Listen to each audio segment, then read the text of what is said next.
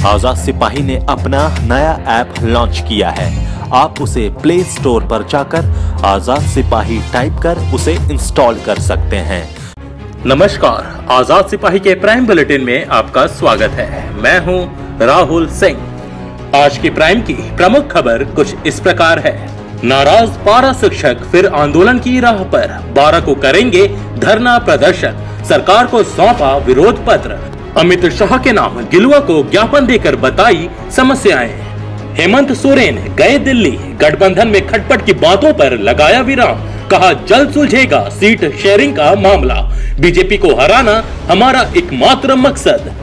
पलामू में डाबर की नकली फैक्ट्री का भांडाफोड़, 450 बोतल नकली तेल जब्त, मिलावटखोर गिरफ्तार।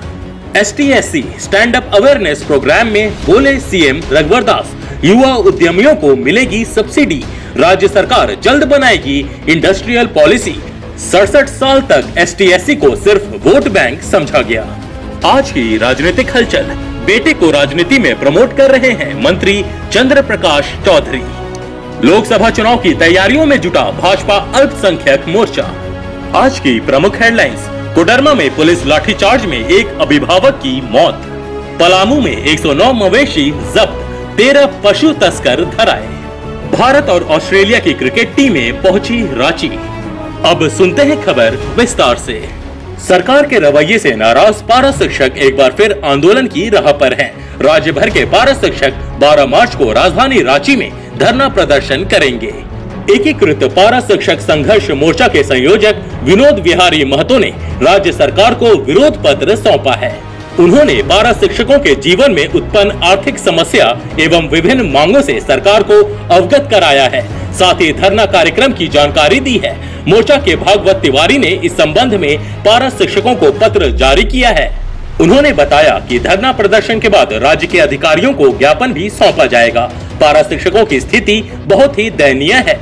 मानदेय के अभाव में मानसिक त्रासदी झेल रहे हैं। अपना कार्य ईमानदारी पूर्वक करने के बाद भी पारा शिक्षकों का मानसिक, आर्थिक एवं शारीरिक शोषण हो रहा है। 6 महीने से मानदेय नहीं मिलने के कारण पारा शिक्षक भूखों मरने को विवश हैं। इलाज के बिना कई शिक्षकों की जान जा चुकी है।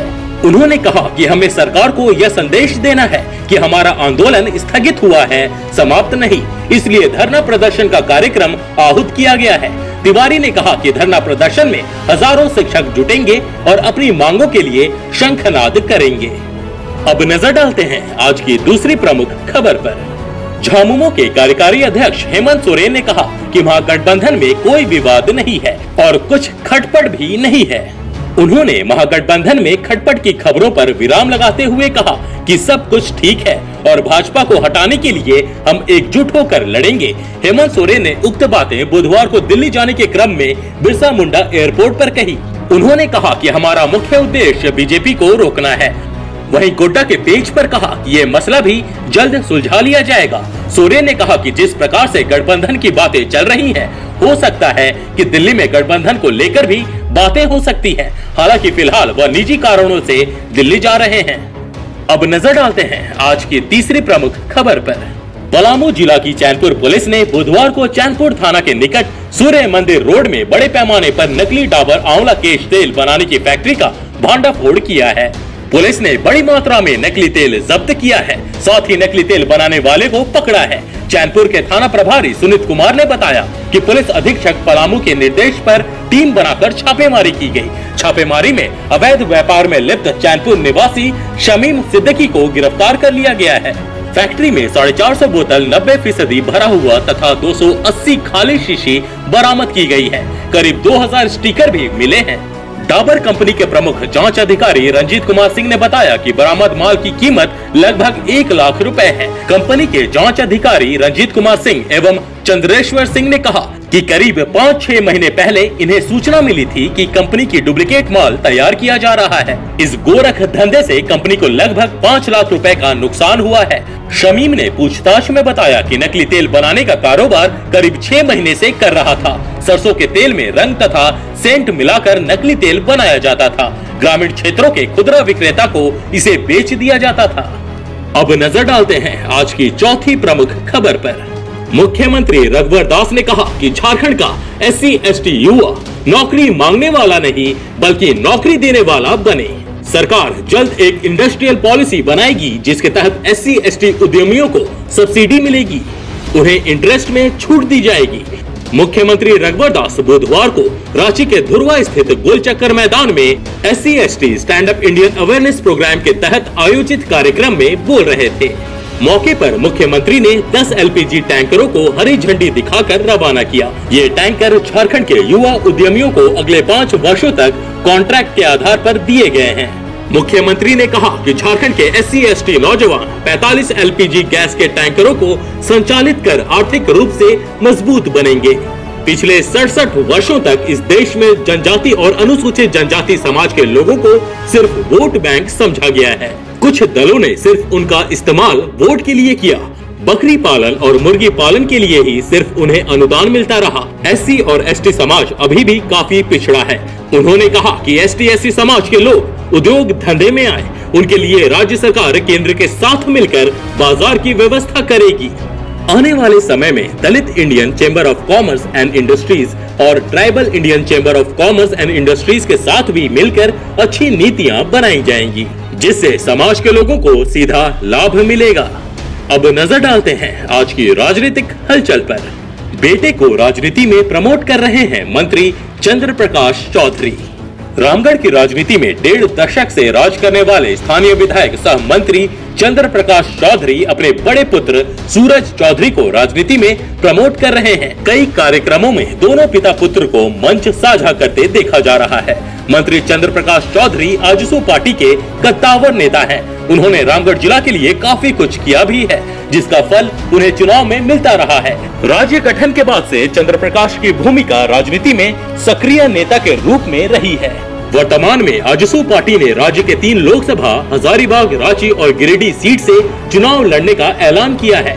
हजारीबाग लोकसभा से चंद्र प्रकाश चौधरी चुनाव लड़ सकते हैं। अपनी जीत के लिए वह लगातार लोगों के बीच जा रहे हैं, साथ में अपने बेटे को प्रमोट कर राजनीतिक ज्ञान भी दे रहे हैं।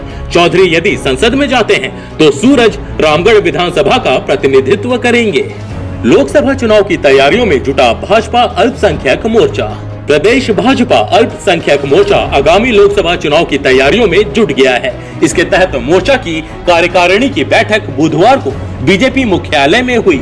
इसमें अल्पसंख्यक मोर्चा के राष्ट्रीय महामंत्री अब्दुल रहमान ने शिरकत की। बैठक में मुख्य एजेंडे के रूप में लोकसभा चुनाव में पार्टी के जीत के लिए तैयारियों और कार्यों पर चर्चा की गई। महामंत्री अब्दुल रहमान ने कहा कि हमेशा से इस देश में मुसलमानों को सिर्फ भाजपा का डर दिखाकर वोट लिया गया, जबकि अल्पसंख्यकों के विकास की चिंता किसी को नहीं थी। वर्तमान नरेंद्र मोदी सरकार ने ही अल्पसंख्यक के विकास के लिए काम किया है। उन्होंने कहा कि सरकार की सभी योजनाओं का लाभ भी अल्पसंख्यकों को मिल रहा है। ऐसे में अल्पसंख्यक सिर्फ नरेंद्र मोदी को ही जिताने के लिए वोट देंगे। अब अल्पसंख्यकों की आंख खुल चुकी है और वह जान चुके हैं कि नरेंद्र मोदी ही उनके हितैषी हैं। अब नजर डालते हैं आज की प्रमुख हेडलाइंस पर। कोडरमा में पुलिस लाठीचार्ज में एक अभिभावक की मौत। कोडरमा के सतगावा थाना अंतर्गत इटाई निवासी नित्यानंद कुमार सिंह की मौत पुलिस लाठीचार्ज के दौरान घायल हो जाने के कारण हो गई। उनकी मौत के बाद बुधवार को स्थानीय लोगों ने सड़क जाम कर दिया।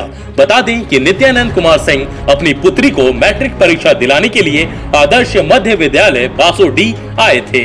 वे परीक्षा केंद्र से कुछ दूर बैठे थे। इसी क्रम में सतगावा पुलिस वहां पहुंची और लाठीचार्ज कर लोगों को भगाने लगी। इसी क्रम में नित्यानंद सिंह गिर गए और उनकी आंखों में रॉड घुस गया। इलाज के दौरान उनकी मौत हो गई। पलामू में 109 मवेशी जब्त, 13 पशु तस्कर धराए। पलामू पुलिस ने पशु तस्करी के खिलाफ बड़ी कार्रवाई की है। एसपी इंद्रजीत महता के निर्देश पर छतरपुर थाना पुलिस ने हरिहरगंज छतरपुर NH 98 से पशु तस्करी के लिए ले जाए जा रहे 3 ट्रक को जब्त किया है। पुलिस ने ट्रकों से करीब 109 पशु बरामद किए हैं। वहीं मौके से 13 पशु तस्कर को भी पुलिस ने हिरासत में ले लिया है। मामले में अनुसंधान जारी है। भारत और ऑस्ट्रेलिया की क्रिकेट टीम पहुंची रांची। JSCA स्टेडियम में 8 मार्च को खेले जाने वाले तीसरे वनडे मैच के लिए भारत और ऑस्ट्रेलिया की टीम रांची पहुंच गई है। खिलाड़ियों का भव्य स्वागत रांची के बिरसा मुंडा एयरपोर्ट पर किया गया। यहां हजारों क्रिकेट प्रशंसक अपने खिलाड़ियों की एक झलक पाने के लिए पहुंचे थे। रांची में दोनों टीमों के खिलाड़ियों को रांची के क्रिकेटर महेंद्र सिंह धोनी ने रात को दावत भी दी है। दोनों टीम गुरुवार को प्रैक्टिस सेशन में भाग लेंगे। अब हम आपको छोड़ जाते हैं रांची में खिलाड़ियों की कुछ तस्वीरों के साथ।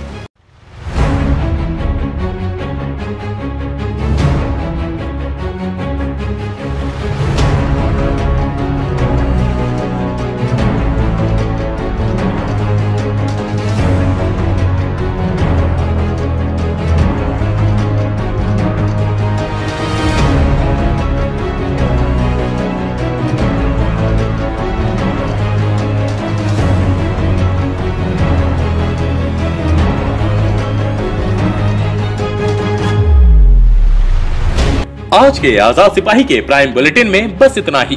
देश विदेश की तमाम बड़ी खबरों के लिए आप पढ़ते रहिए अपना लोकप्रिय दैनिक अखबार आजाद सिपाही। और हाँ, आप हमारे इस YouTube चैनल को सब्सक्राइब करना ना भूलें। जुड़े रहिए आजाद सिपाही के साथ। धन्यवाद।